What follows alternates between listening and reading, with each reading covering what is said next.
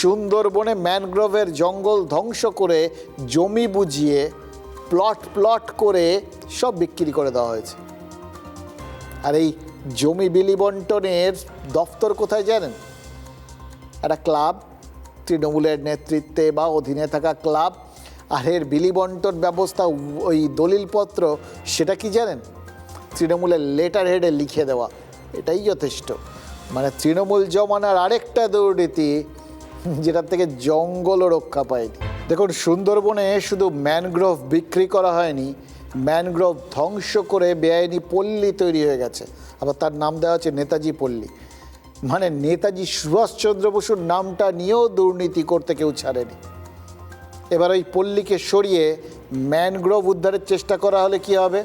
ওই গরিব মানুষগুলোকে সামনে রেখে সহানুভূতি, মানবাধিকার লঙ্ঘন ইত্যাদি দিকে বিষয়টা ঘুরিয়ে দেওয়া হবে।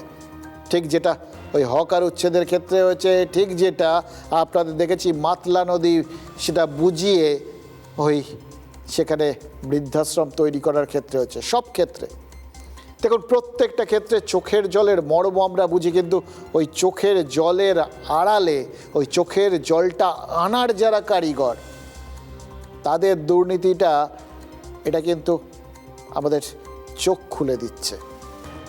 চোখ খোলার জন্য কিন্তু আরও, মানে তাদের জন্য কিন্তু চোখ খোলার জন্য আরও অনেক লোকজন আছে। আপনাদের মনে আছে, আমরা নক্ষত্র সম্মানে এবছর একজনকে আমরা সম্মানিত করেছিলাম। একটা পা নেই ভদ্রলোকের, কিন্তু তারপরেও তিনি ঘুরে ঘুরে এই সুন্দরবনের এই প্রান্তিক অঞ্চলগুলোতে ম্যানগ্রোভ লাগাতেন। কেন জানেন?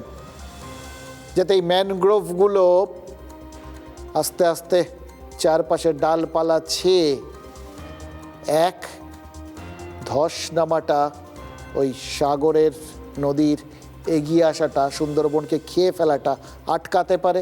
আর দুই, ওই সমুদ্র থেকে যে সাইক্লোন ঝড়ঝঞ্ঝাগুলো এসে সরাসরি কলকাতা বা শহরের ওপর আছড়ে পড়ে, সেগুলোর জোর কমিয়ে দিতে পারে, যাতে মানুষ বাঁচে। আর এরা মানুষকে বাঁচানোর নাম করে মানুষকে আসলে মৃত্যুর দিকে ঠেলে দেয়। এইটাতেই আপত্তি।